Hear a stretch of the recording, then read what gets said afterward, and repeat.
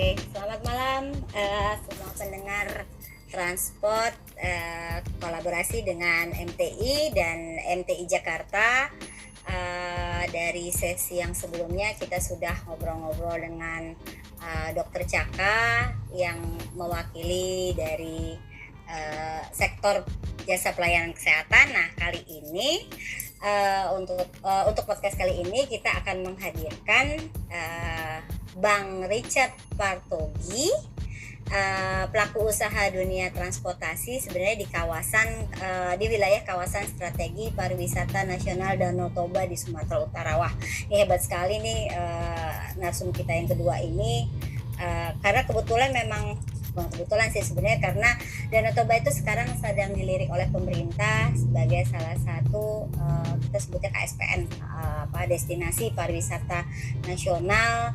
Kita juga tahu banyak proyek-proyek infrastruktur di sana yang dibangun gitu ya, untuk lebih meningkatkan devisa pariwisata tidak hanya dalam skala nasional tapi juga skala internasional. Nah, beliau saat ini mengelola PT Sejahtera Transindo, operator bus umum untuk pariwisata, pengangkutan karyawan, pengiriman paket, damrak, alat berat. Wah, ini bisnisnya luar biasa sebenarnya. Jadi untuk mendukung operasi pembangunan di sekitar daerah Sumatera Utara sudah berdiri sejak 2004 dan sampai sekarang masih melayani. Dan Bang Togi ini memang sengaja kami pilih untuk untuk bisa memberikan insight buat kami dari MTI dan MTI Jakarta terkait dengan apa sih relasinya antara pariwisata dengan transportasi. Nah, kebetulan memang beliau juga penggiat pelaku usaha di bidang transportasi, dan mungkin beliau bisa melihat dari dua kacamata ya, dua sisi. Mungkin langsung saja silakan Bang Togi, mungkin diteruskan perkenalannya. Kita juga pengen dekat dengan Bang Togi. Kira-kira sekalian mungkin cerita gimana sih pengalamannya selama mengelola usaha ini gitu ya, dan seperti apa sih nanti bayangannya ke depan terkait dengan bisnis ini gitu ya, dan bagaimana juga mungkin kaitannya dengan pariwisata. Silakan Bang Togi. Oke, terima kasih Mbak Retno. Selamat malam semua transport dan rekan-rekan masyarakat transportasi Indonesia. Ini dari Jakarta kan ya, Mbak Retno ya? Yes, betul. Jakarta, dari ya? Satu Indonesia, tapi kami juga dari Jakarta, kira-kira gitu. Ini hal yang baru sih buat kami ya, supaya juga kawan-kawan pendengar ini bisa lihat dalam skop yang lebih luas gitu. Indonesia kan, Jakarta kan Indonesia kan nggak cuma Jakarta, kira-kira gitu Bang Togi. Iya, perkenalkan, nama saya Ricardo Partogi. Biasanya akrabnya dipanggil Ogi aja sih. Jadi sebenarnya perusahaan yang saya kelola tadi udah dijelasin lah kurang lebih sama Mbak Retno ya. Saya ini generasi keempat sebenarnya yang mengurus perusahaan ini. Jadi sebelum namanya Sejahtera pun sebenarnya sudah ada, tapi dengan nama yang lain. Cuma kita bahas yang dari Sejahtera aja ya. Jadi bisa dibilang kalau kita milenial, aku kan juga sebelum memutuskan kembali untuk melanjutkan di sini, kita millennials lah, kita kerja. Nah, yang kita lihat setelah kita kembali di kawasan strategis Danau Toba ini, infrastrukturnya udah jalan sekali nih. Udah jalan tol dibuat semua, aspal pun diperbaiki, baru infrastruktur yang lainnya, hotel, event, bahkan kemarin kita tahu ya, bulan Februari kemarin itu ada F1 H2O tuh yang kelas dunia lah, udah kelas dunia itu mainnya di Danau Toba. Dan ini nanti November itu ada Aquabike lagi, event Aquabike, jadi balapan speedboat tapi world class gitu, kelas dunia, jadi banyak bule. Nah, baru juga rally championship. Jadi untuk infrastruktur dan event-event udah banyak. Nah, cuman ada sih beberapa, seperti saya nih, saya pelaku usaha di daerah sini gitu ya. Maksudnya yang mungkin insight-insight perlu kita diskusikan lah, kita kaji ulang nih pada malam ini untuk mengimbangi si infrastrukturnya ini gitu. Jadi infrastrukturnya jalan, tapi kalau misalnya nggak diiringi dengan sistem dan SDM yang berkualitas, juga buat apa gitu kan? Bagaimana mau melayani setiap customer, apalagi customer dari luar negeri juga sekarang udah mulai banyak datang nih ke Danau Toba gitu. Nah, jadi kalau aku kan saya pribadi kan di dunia transportasi ya. Ada beberapa khususnya bus lah, kita bilang yang di bus dulu lah, bus umum gitu ya. Itu yang kita bawa masuk dari Medan, begitu dia sampai di Sumatera Utara, kita bawa masuk dari Medan, dia ke lingkar Danau Toba seperti itu. Baru nanti dia nyebrang ke Pulau Samosir. Kebanyakan seperti itu operasinya. Nah, itu kesulitan saya adalah bagaimana memanage gitu ya. Kalau kita di PO bis ini memanage, ujung tombak kita kan driver dan berada di dalam bis itu. Nah, ini bagaimana caranya mereka bisa kasih service excellence gitu dengan standar yang memenuhi buat kawasan strategis pariwisata. Nah, itu contohnya salah satu. Jadi misal kalau Sumatera Utara kan kita orang Batak ya. Misal kita orang Batak. Suaranya keras-keras ya. Wah, itu dia. Nggak marah, nggak marah. Cuma mungkin orang dari luar daerah kan belum begitu bisa sekali paham ya. Iya. Jadi kesannya kayak ngomel-ngomel gitu, kesannya kayak marah-marah, padahal enggak ya, seperti itulah cara ngomongnya. Nah, jadi pelatihan-pelatihan yang seperti inilah baru bagaimana yang lainnya, dalam arti berpakaian yang rapi seperti itu. Baru bagaimana membawa, nah ini sesuatu yang unik di Sumatera. Kalau nggak ngebut nggak afdol. Kalau nggak ini nggak afdol, nggak ngebut tuh nggak afdol. Jadi ini juga bagaimana caranya kita tepat gitu. Yeah. Kita tepat waktu, tapi dalam arti tetap menjaga kenyamanan lah gitu. Karena kadang kala ada beberapa, saya kan buat hotline customer gitulah. Jadi memang saya sisipin ada satu nomor dan itu saya pegang langsung handphonenya gitu untuk ke customer. Jadi banyak itu kayak supirnya ngebut-ngebutan nih Pak dari nomor plat sekian bla bla bla bla. Itu atau supirnya ngomongnya terlalu kencang Pak gitu. Padahal setiap saya tanya sama supirnya dia nggak marah-marah, memang seperti itu. Yes. Mungkin itu kalau cerita-cerita seperti ini jadi ingat saya balik di tahun 2006 gitu ya, saya mulai di Transjakarta gitu ya. Itu juga ada kita boleh bilang itu ada behavior changes ya, yang tadinya gitu ya kita tahu angkutan umum yang ya tadi namanya ugal-ugalan, kalau abang-abang Batak gitu ya narik kalungan anduk gitu ya, boleh gitu ya. Jadi itu semua sebenarnya dengan pembaruan sistem yang kita lakukan tadi, betul kata Bang Togi, sistemnya juga harus diperbarui, dan itu juga dilakukan oleh Transjakarta sebenarnya, benar-benar merubah sistem yang sebelumnya kutip setoran gitu ya, berubah menjadi sistem yang saat ini gitu ya, rupiah per kilometer gitu. Itu dimaksudkan memang supaya layanannya juga berubah, dan kalau layanannya berubah biasanya memang behaviornya berubah, kira-kira gitu ya Bang Togi ya. Oke. Ya itu yang mungkin saat ini jadi PR kita bersama gitu. Pertanyaannya sekarang jadi PR-nya siapa ya gitu. Ya artinya ujung tombak ini menjadi tugasnya siapa. Memang kalau di angkutan umum sih saya rasa kita sebutnya SPM kali ya, standar pelayanan minimal, itu sudah diberlakukan untuk angkutan umum massal. Tapi kan ini mungkin angkutan umum pariwisata gitu yang sebenarnya sih yang sebenarnya memang secara layanan itu pun juga harus diatur. Jadi maksudnya diatur untuk supaya kita bisa merubah behaviornya gitu kira-kira ya. Ya mungkin dalam arti bisa lah. Ini saya juga kurang tahu sesuai tadi Mbak Retno bilang ini stakeholders dari mana yang bisa melakukan ini, cuma maksudnya mungkin bisa bekerja sama dengan operator bis tempat gitulah.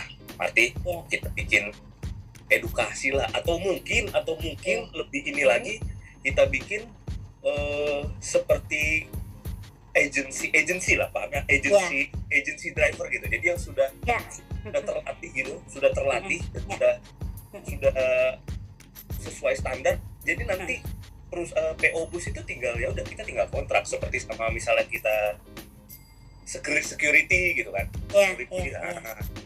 Jadi sebenarnya sih kalau dari pemahaman kami gitu ya, memang pemerintah sendiri sudah punya rencana untuk mendevelop satu sistem pelatihan bagi pengemudi. Ini kan part of the driver's training sebenarnya sebelum dia masuk ke dalam bisnisnya ya, kira-kira gitu ya. Cuman memang hal itu belum menjadi prioritas, karena mungkin prioritas saat ini tuh kayak seperti ngejar gimana caranya target pembangunan infrastruktur dalam artian hardware-nya gitu loh. Hardware-nya itu tercapai. Tapi ya saya juga paham bahwa di sisi software-nya tadi ngomongin kesisteman gitu ya, termasuk behavior, ini juga salah satu yang seharusnya kita perhatikan juga gitu. Dan mungkin ini bisa jadi clue juga nih, ternyata kelanjutan dari proses pembangunan infrastruktur dalam konteks hardware tadi juga harus diikuti gitu ya. Mungkin tidak bersama-sama gitu, kayaknya kita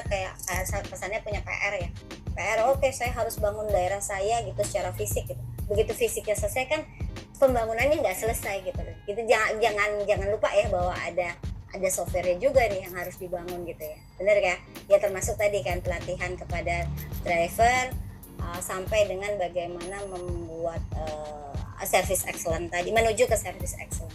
Jadi mungkin sedikit ini pengalamannya Transjakarta juga kayak mereka masih melakukan training ini tapi separately ya, artinya kembali ke kebijakan. Itu kan dari aspek lebih ke softwarenya. Cuma saya juga tadi ingat Bang Togi tadi menyebutkan saya ngangkut penumpang nih dari Medan ke area kawasan Danau Toba, kemudian nanti dari Danau Toba kemudian dia lanjut ya ke lingkar Tobanya, kemudian dia bisa nyebrang ke Samosir. Nah, kondisi saat ini kan lihatnya rangkaian perjalanan itu dilakukan dalam satu moda atau tidak. Terus kemudian gitu ya, kalau tidak dilakukan dalam satu moda, bagaimana proses integrasinya? Apakah gitu ya, dalam konteks saya nih pengen berekreasi, kan saya pengennya saya nyampe ke Danau Toba, saya dapat apapun gitu ya, saya bayar kan. Kalau orang melakukan pariwisata kan saya bayar berapapun yang saya keluarkan gitu ya, untuk mendapatkan tanda kutip kenikmatan gitu ya, betul ya. Nah, kenikmatan dan pengalaman. Saat ini seperti apa sih prosesnya? Apakah saya harus bayar atau saya repot gitu, saya harus pindah manual, atau semua itu sudah dilakukan secara seamless? Gimana Bang Tobi? Tetap kita kalau di sini Mbak, operator tuh masih berbeda-beda. Jadi ketika nanti dia dari Medan, dia akan kita antar sampai betul-betul ke pelabuhan gitu. Nah baru nanti dari pelabuhan dia akan pindah moda ke ferry kan, ferry ASDP juga, udah ASDP dia. Baru dari situlah sampai di Samosir, dia nanti berbeda-beda titik, karena di Samosir tuh ada beberapa pelabuhan juga kan di sekeliling Samosir. Nah di mana dia turun ya di situ dia ini biasanya nggak jauh dari situ, itu udah resort gitulah, udah kotes tempat mereka menginap lah begitu. Tapi untuk operator bis medium dan besar itu di dalam Samosir sendiri itu memang belum ada, karena mungkin kondisi jalan dan operasional cost kali ya, seperti itu sih, operasional cost. Nah jadi kalau modalnya jadi lebih banyak yang kecil-kecil gitu kali ya. Iya, mobil-mobil kalau kita di Jakarta ya angkot lah, kayak angkot antar kali. I see. Ya. Terus di Cilengsi Uki tuh yang kayak gitu-gitu, yang mobil Elf, L300 kalau bukan Samosir. Cuman beberapa pun di sana pun udah banyak operator yang misalnya mereka menyewakan mobil atau motornya, itu sih jadi opsi biasanya. Kalau turis-turis yang dari luar negeri biasanya mereka kalau nggak hire sepeda ya hire motor gitu kan. Seperti itu. Cuman kalau Sejahtera sendiri kita sampai betul dia karena kita kan betul-betul di depan ASDP kita. Endpoint kita untuk dia ajibatannya begitu. Gitu. Kalau ngomongin modal sekarang ini. Iya. Saya lihat dari aspek bagaimana layanan ini terkoneksi sih. Jadi masih dalam bentuk koneksi fisik ya, belum artinya. Nah, kira-kira bayangannya ke depan menurut Bang Togi ini apa sih yang bisa nggak sih orang itu lebih banyak lagi datang gitu loh? Misal ya intervensi apa sih kira-kira gitu loh, kalau misalnya udah bayangannya Bang Togi lah, kan Bang Togi kan mungkin lebih ngerti konteksnya di sana gitu. Maksudnya memancing orang lebih banyak datang lagi gitu. Betul. Sebenarnya sih pertama semua jalan tol itu harus disegerakan, itu udah pasti. Harus disegerakan karena memang untuk orang awam agak sulit Mbak aksesibilitas jalan di Lingkar Danau Toba itu karena berkelok-kelok dan dia jurang-jurang langsung ke danau beberapa. Dan ada yang itu hutan betul hutan, nggak ada lampu jalan. Setelah dia lepas dari kota Pematang Siantar itu dia hutan semua, kebanyakan hutan sampai kita ketemu di kota Parapat gitu. Jadi memang infrastrukturnya saya dengar itu memang sudah mau sampai kota, maksudnya kita sudah lewat hutan-hutan itulah, ada tol mau dibangun di situ. Nah itu harus jadi. Nah baru ya event juga harus dibanyakin sih, karena itu yang menarik gitu loh. Event-event yang ada di sini di Samosir ini harus dibanyakin lah, karena itu yang menarik gitu. Karena agak berbeda dari misalnya kita ambil contoh Bali, agak berbeda sih segmen pasarnya Mbak Retno. Di sini kalau Bali kan kita mungkin gimana ya ngomongnya saya, agak anak muda lah, maksudnya ada nightlife-nya juga. Kalau di sini berbeda, di sini lebih ke keluarga gitu, family spot gitu. Oh gitu ya? Iya, karena kan saya ngomong agak keluar box dikit ya. Di sini nilai ini kan masih ke barat-baratan ya, Mbak. Masih ke Indonesia bagian barat lah. Maksudnya masih kental gitu kayaknya. Beda sama kita di Bali kan.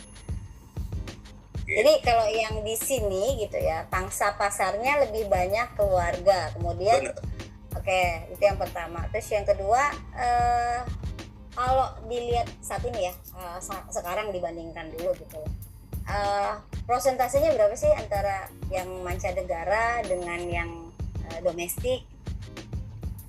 Oke, ini yang saya bawa ya, maksudnya beberapa data yang saya lihat dari penghasilan tiket bus gitu ya, karena kan di tiket juga biasanya kita ada laporan tuh kalau ada dari mancanegara gitu kan.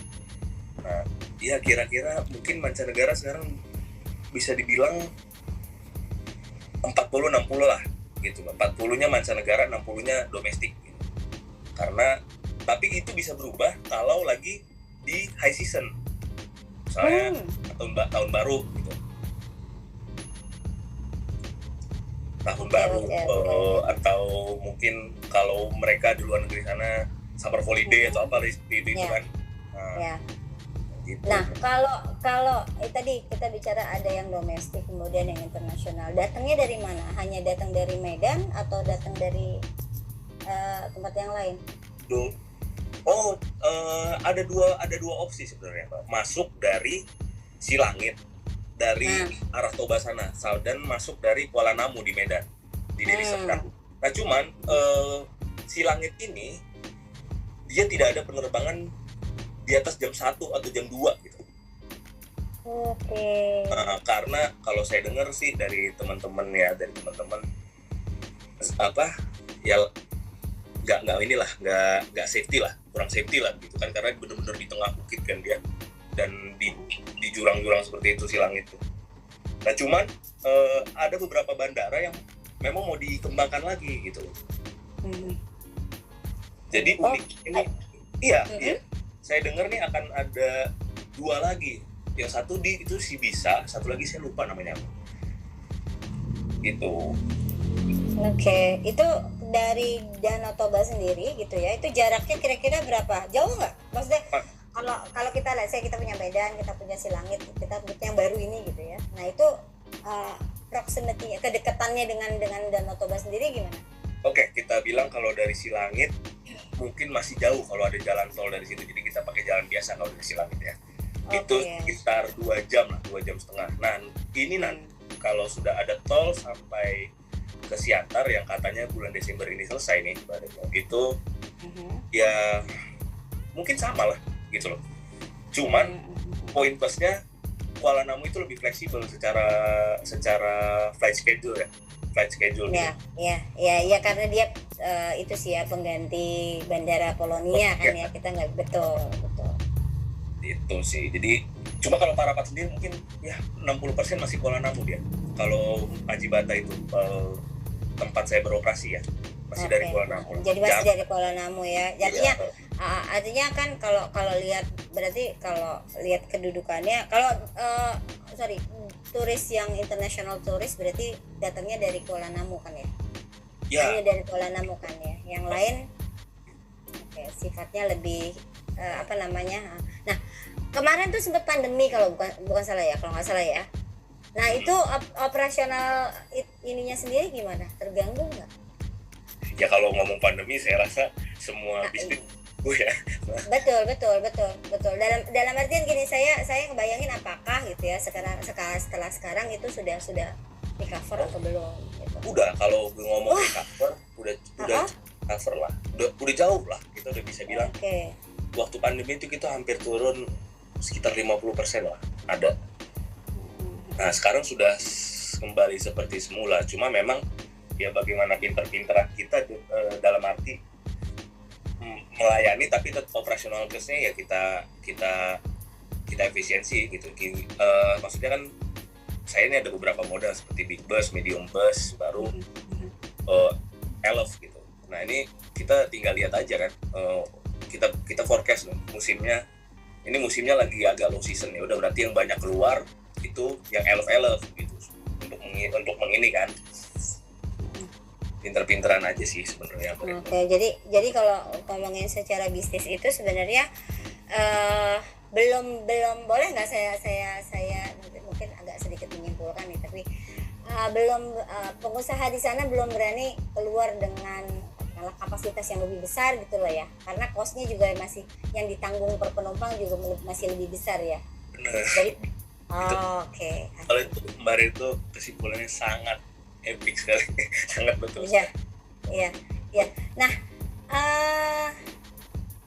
kira-kira kalau dari tadi mungkin balik lagi ke yang masalah SDM yang Bang Togi sempat sebutin gitu ya. Gimana sih kita kan mau neropong nih 2045 gitu ya. Nah, menurut Bang Togi nih ya, dengan kondisi SDM yang saat ini, kira-kira gimana Sumatera Utara nih dalam artian nanti dari konteks pariwisatanya gitu. Ini kan satu hal yang menurut saya besar untuk dikelola gitu ya, tapi kita juga harus concern bahwa harus ada SDM yang mumpuni juga nih gitu kan, betul ya? Nah 2045 nanti datang gitu ya, apakah terus SDM-nya harus mendatangkan dari tempat lain gitu ya, atau katakanlah apa yang bisa di-create sih di situ supaya mungkin ekonomi di situ jauh lebih berkembang gitu ya. Kita ngomong 2045 katanya GDP kita jadi lebih baik gitu ya. Tapi kan kita juga tidak bisa menafikan gitu loh bahwa masalah SDM itu sebenarnya apalagi di daerah dengan ya kalau compare dengan Jakarta itu kayak ya boleh dibilang langit dan bumi gitu. Benar. Ya kan? Nah, itu yang pertama. Terus yang kedua tadi harapannya nih 2045 nih kondisi bisnisnya akan jadi seperti apa sih? Apakah akan terus-terus begini gitu? Apa ada hal-hal yang mungkin Bang Togi bisa, oh ya mungkin perbaikannya harus seperti ini ya gitu. Mungkin saya butuh input juga nih dari Bang Togi. Ini kan ada hal-hal yang sifatnya sensitif gitu ya. Kemudian memang sektornya pariwisata minded gitu ya. Mungkin kita dari sektor transport juga mau lihat gitu. Apakah kami juga bisa masuk sebagai langkah-langkah perbaikan? Kira-kira gitu. Oke, kalau di Sumatera Utara ya kondisinya Mbak Retno, ini opini saya ya. Saya maksudnya pernah compare lah untuk kita yang di beberapa kota lain di Jawa khususnya. Boleh. Memang di sini gebrakan banyak Mbak, cuma konsistensinya begitu itu gebrakan sudah ini itu agak melempem gitu begitu eksekusinya. Jadi nggak stabil gitu. Misalnya saya kasih contoh, di sini ini opini saya ya, di sini ada terminal, di Medan ada terminal, terminal Amplas nih. Itu kan gateway ke semua spot yang ada di Sumatera Utara ini. Itu udah dibangun tapi 6 bulan nganggur. Jadi konsistensinya itu masih kurang kalau buat saya sih. Jadi dibangun tapi 6 bulan nganggur gitu. Jadi ya udah ada di situ tapi padahal kalau saya pribadi saya berharap banget di situ karena gini loh. Jadi ada customer behavior di Sumatera Utara ini naik masih dari jalan. Dibeda sama kita di Jakarta, kita naik dari halte kan. Kalau dulu mungkin kita di jalan atau mungkin bus-bus yang keluar kota ya di loketnya seperti itu. Nah, kalau dari saya sebagai pengusaha kan saya lebih bisa monitoring. Ibaratnya manifest nih, saya ada penumpang berapa gitu, ya kan? Kalau saya di satu poin aja, ditambah kalau terminal integrated bagus banget itu infrastrukturnya. Cuman kosong. Awalnya kosong, maksudnya udah 6 bulan berdiri diresmiin sama Bapak Presiden. Ya, kalau nggak salah itu terminal tipe A ya. Tipe A, Amplas. Oke. Nah, itu kan kondisi saat ini ya. 2045 kita masih butuh nggak sih kayak gitu? Jangan dong. Nah, coba. Saya mau tanya nih, maksudnya dari sisinya Bang Togi nih lihat kalau katakanlah tadi terminal sebagai entry point bahkan juga pokoknya focal point yang akan yang dimana semua perjalanan tersentralize di situ, boleh dibilang begitu ya? Ya, kalau ibaratnya kalau dari proyeksi bisnis sih ya nggak mungkin lah gini-gini aja Mbak, pasti kan tetap ada keinginan ya kita merambah gitu. Sebenarnya kalau dibilang dari trayek ini, aku ngomong sentimental ya, kalau dari trayek ini ya kita tidak berharap banyak sih Mbak, dalam arti ini bentuk pelayanan gitu. Ya dong, kalau kita main di alat berat atau di dumper kan udah jelas invoice kontraknya berapa. Betul. Udah jelas juga operasional cost kita udah bisa prediksi dari awal. The business is there lah ya, the business is there lah ya. Iya, kalau ini kan kita belum bisa hitung gitu. Kadang ada, kadang enggak gitu kan. Cuma ayah saya tapi kadang ada, kadang enggak, but promising enggak nanti 2045? Tinggal gitu kan? Kalau ngomong promising kita sampai sekarang sih belum pernah yang minus ya. Maksudnya paling parah lah itu kemarin minus ya paling ada lah. Cuma untuk pandemi kemarin ya. Itu itu different case lah ya. Cuma kita BEP lah paling parah juga. Itu di lowest seasonnya kita BEP. Jadi ya tetap harus kita jalanin. Aku tetap harus jalanin sih, komitmenku tetap aku jalanin untuk pelayanan commuting around North Sumatera ini sih Mbak. Cuma ya mungkin kita nanti nggak seperti ini terus kan, mungkin nanti ya itu mungkin itu betul, nggak seperti ini terus tuh mimpinya kayak apa sih? Mimpinya ya nggak muluk sih, aku pengen integrated gitu kalau bisa. Jelas, jadi nggak naik kayak gini kan kita kadang masih ya udahlah untuk nutupin operasional cost, ya udah kita naik di jalan gitu segala macam lah. Nah mungkin ya nanti kalau sudah ada tol ya kan itu bisa point to point gitu, jadi langsung ini dan kita bisa rotasi ritase kita tuh bisa muter-muter terus gitu. Oke, jadi kayak misalnya gitu ya, jemput di bandara gitu langsung gitu ya. Jadi ritase kita bisa lebih cepat itu dengan pengadaan jalan-jalan tol tadi. Itu sebenarnya Mbak, karena ya memang udah terbukti begitu kemarin ada jalan tol yang sampai tebing tinggi itu turun, operasional cost kita turun. Gitu. Oke, that's good. Ini bagus banget nih. Jadi saya kayak nemu clue gitu ya. Oh ya, berarti ya fungsi infrastruktur salah satunya memang yang diharapkan adalah bisa menekan operasional cost ya. Betul. Ya, ban lebih hemat. Bensin ya, time saving juga, betul. Ya, time saving. Udah gitu plusnya kita bisa, ini dari sisi pengusaha ya, kita bisa up price gitu, kita bisa naikin harga gitu. Ya kalau misal mau naikin margin lah ya. Ya, naik. Mungkin kalau apalagi Pak Togi, Bang Togi, kalau dari konteks 2045 oh ya, Danau Toba akan jadi kayak seperti apa ya? Apakah akan sama-sama seperti ini gitu atau seperti apa nih? Ya kalau konsisten seperti ini terus sih ya pasti makin banyak investor yang mau bangun terutama hotel. Ya kalau konsisten event-event seperti ini terus kan. Oke. Ya tergantung gimana stakeholders kita lah. Jadi kalau event sendiri gitu ya, itu apakah kita basisnya pemerintah daerah kah, pemerintah pusat kah, atau swasta kah? Mana yang paling banyak perannya di sini? Campur sih Mbak ya, maksudnya kayak kemarin APRC itu kan Asian Pacific Rally itu kan swasta, baru itu besar juga kan Asia Pasifik ya. Baru F1 H2O itu pemerintah pusat sepertinya ya. Baru nanti ada musik festival di Samosir itu pemerintah kabupaten. Jadi ya saling bahu membahu aja lah. Kalau di sini kalau konsisten ya saya yakin lah ini semakin maju gitu. Nah kalau ngomongin tadi masalah SDM kita ambil dari luar atau enggak ya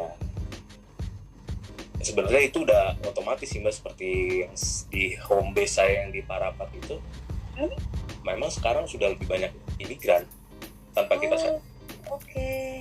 Nah biasanya itu dari mana? Kalau makanya dengan hal yang seperti ini nih, itu kalau Bang Togi bilang itu imigran itu dari mana saat ini?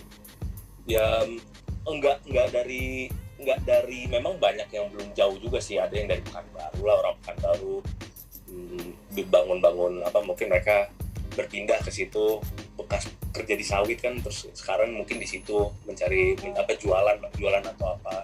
Baru banyak yang pengusaha yang small medium enterprise yang bikin taksi juga di situ kan. Nah, jadi memang tanpa kita sadarin itu udah masuk sendiri sih.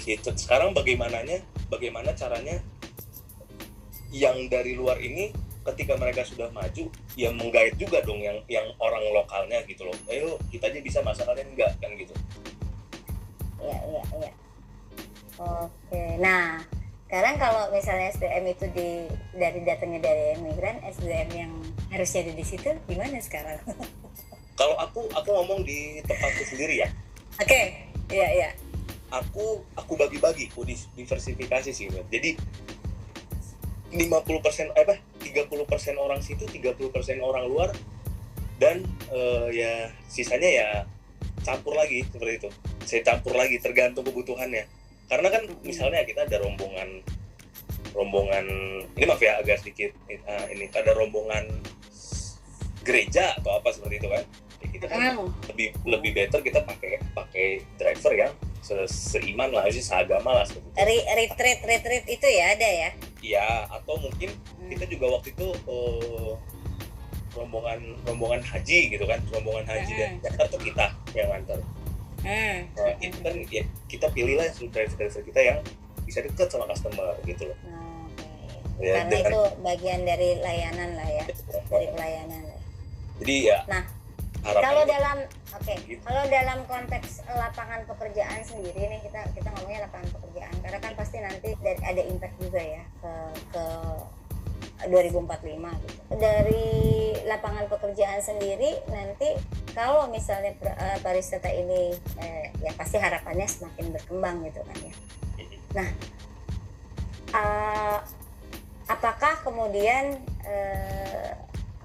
itu akan menjadi daya tarik, artinya kan sekarang katakanlah urbanisasi itu menjadi semakin besar karena orang mau mencari penghidupan yang lebih baik ya. Nah, kalau ke penghidupan yang lebih baik udah ada di situ, kira-kira itu akan meretain orang-orang itu nggak sih?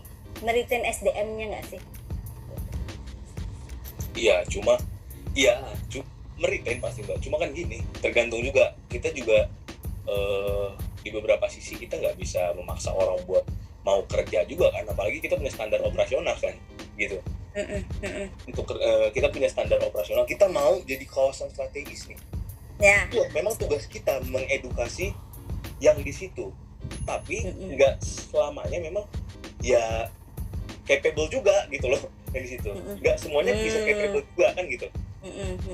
Ya bagaimana ininya lah, bagaimana porsinya, placementnya ya, mungkin kalau dia nggak cocok di sini taruh di sana gitu. Kalau saya misalnya dia nggak cocok jadi driver ya jadi kru aja kan gitu. Tapi ya itu harapannya yang dari luar ini bisa menginfluence lah. Ya mereka aja yang dari luar masa yang dari lahir dari tanah. Nah, itu sebenarnya ya, poinnya sebenarnya seperti itu ya. Harapannya kan bahwa yang akan kembali membangun adalah gitu ya. Iya. Putra daerahnya sendiri, kira-kira kan gitu ya, betul. Jadi kalau dari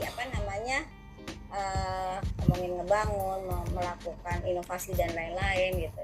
Nah, saya jadi tergelitik juga nih ngomongin 2045 di mana sih posisinya technology and information di sektornya pariwisata dan berkaitan dengan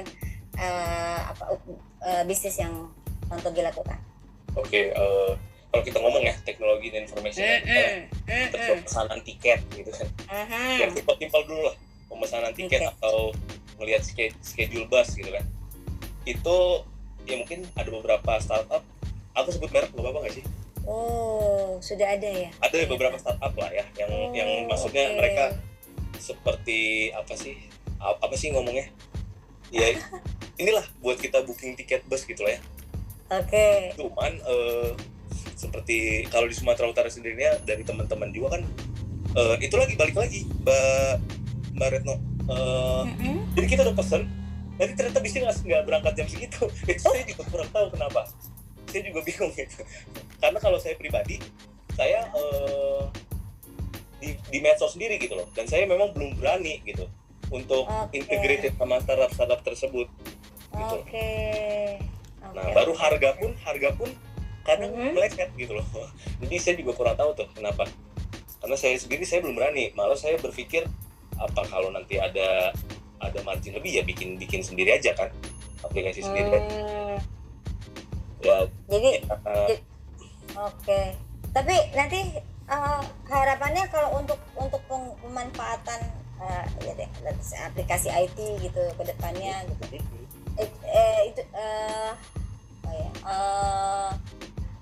Potensinya seperti apa sih gitu? Ya potensinya. Karena kan memang kan sekarang apa-apa kesana gitu ya, gitu. Apalagi nanti kalau kita ngomongin 20 tahun mendatang gitu loh. Ya potensinya ya sangat luar biasa Mbak, karena ya itu lagi balik seperti kami yang pengusaha bus ini. Ini sentimental kami ya sebagai pengusaha bus. Kami kesulitan menghitung penghasilan yang naik di jalan itu, gitu loh. Oke sih. Ya. Apakah akan begitu nggak kira-kira nanti operasinya? Ya ada beberapa opsi, entah mungkin kita saklek cuma boleh naik di titik yang udah kita tentukan gitu, misalnya loket kita tentukan, atau ya ada teknologi yang bisa menghitung tuh, atau mungkin penumpang naik ya dari handphonenya tuh udah pesan tiket, udah bayar, baru di scan di pintu bus gitu, baru bisa masuk bus. Ya itu imajinasi liar saya aja sih. Cuma kalau ngomongin penerapan teknologi ya sangat potensial sekali lah di transportasi ini dan di pariwisata ini gitu. Karena ya, ya. Walaupun masih development kan. Masih development ya. Oke. Iya. Satu hal nih. Ngomongin development, jadi saya tergelitik tadi ngomongin apa? Ada sisi tiket gitu ya. Kemudian tadi dari sisi infrastruktur jalannya bisa bisa menurunkan operasional cost kalau infrastrukturnya ada gitu ya. Nih, saya jadi tergelitik deh. Sebenarnya kan boleh dibilang yang menikmati devisa pariwisata itu adalah pemerintah daerah ya, betul nggak? Boleh nggak? Boleh saya bilang gitu nggak? Bisa. Ya, devisa pemerintah daerah kan ya. Kan ada retribusi secara nasional nggak sih? Kan nggak ada ya, betul nggak? Nggak ada. Oke, berarti kan devisa pariwisata itu yang menikmati adalah, boleh saya bilang ya, pengusaha semuanya yang ada di situ plus pemerintah daerah, karena setahu saya pasti ada pajak hotel gitu-gitu ya. Ya, mungkin juga masuk Danau Toba juga ada retribusinya ya. Ada parts yang menjadi bagiannya pemerintah daerah. Konsistensi kita lah antar stakeholder ya, pelaku usaha, baru pemerintah daerahnya begitu.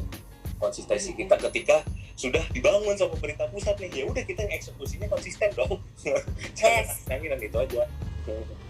So itu kata kuncinya hari ini, harus konsisten. Betul. Jadi apapun rencananya, kalau seluruh stakeholder ini mungkin sejalan dengan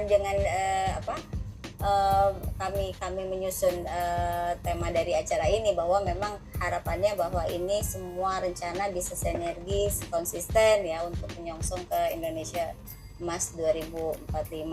Dan ada lagi nggak Bang Togi kira-kira kalau bayangannya sih memang 2045 tuh udah beyond our thinking sih, saya ya gitu loh. Nah, saya juga justru pengen tahu nih dari Bang Togi sendiri, boleh dong ngimpi gitu ya. Ya silakan sah aja kok kalau mau muluk-muluk gitu loh. Oke. Mimpinya ya. Iya, mimpinya silakan. Mimpi semimpi-mimpinya nggak yang oke, tapi jangan muluk-muluk banget. Maksudnya kayak aku mungkin berpikir kalau aku ya ini kan udah ada ASDP-nya nih, terus ada dong satu yang commuting seperti Transjakartanya buat Samosirnya gitu loh, buat di Pulau Samosirnya gitu loh. Ya mungkin operatornya bisa ya masih operatornya bisa kerja sama pengusaha-pengusaha setempat, cuma jadi bantulah buat fasilitasnya, pit stopnya gitu. Baru standar busnya seperti apa gitu, baru dibantu lagi masukin drivernya gitu loh, seperti Transmetro Daily lah kalau di sini kan, Trans Jakarta gitu ya, pengapalah namanya Trans Samosir atau apa ya. Jadi dukungan dari pemerintah pusat ya pemerintah daerah juga gitu ya, bersama-sama kira-kira juga itu adalah salah satu bentuk infrastruktur yang juga harus disediakan di sana ya. Setelah kita ngomongin nih konektivitas yang besar gitu ya, kayak ngomongin dari bandara, tapi kita juga ada hal begitu orang sampai di situ kan layanannya nggak terputus di situ saja ya. Betul ya? Iya dong. Yes. Dan menyebabkan bisnis multiplier efeknya juga makin banyak kan gitu. Nah, iya. Nah, kalau tadi jadi ingat bisnis multiplier nih, sudah mengalami perkembangan belum sih dari yang sebelumnya menjadi saat ini? Dan 2045 kira-kira apa? Aku ngomong di transportasi aja ya. Silakan. Multiplier efeknya kan yang simple tukang ban kan gitu, ban, baru tukang cat. Memang ya pastilah aku ada beberapa koneksi juga sama di Pulau Jawa, ya lebih gampang, kita masih lebih gampang dari di Pulau Jawa daripada kita di sini. Pasti kan harga lebih murah pun ke Pulau Jawa kan, kita nganternya kan mahal juga. Betul. Sama aja di ujungnya kan. Iya. Jadi ya gimana tuh caranya pengadanya. Cuma kan kalau kita yang di operator, kita juga yang jualan ban, kita yang juga jualan ini kan berat juga kan nggak mungkin gitu. Baik. Ada lagi Bang Togi kira-kira yang apa Enggak, sih yang saya menggelitik gitu yang mau disampaikan gitu loh? harapan saya lebih banyak lagi lah yang anak-anak muda yang kayak kita yang mau balik gitu, balik lah bangun kampung, jangan gengsi gitu. Tuh pesannya. Ya mungkin itu yang pamungkas ya. Ya, iya itu Ya aja. kembali ke daerahnya lagi dengan kecintaan gitu ya. Berkontribusi, boleh gitu ya Bang Togi ya. Bener. Apapun Membangun itu. kembali daerahnya dan Juga.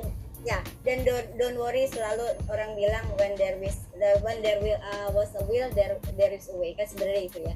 Yang penting kita tidak putus asa. Thank you Bang Togi. Sesi ini kami harus akhiri.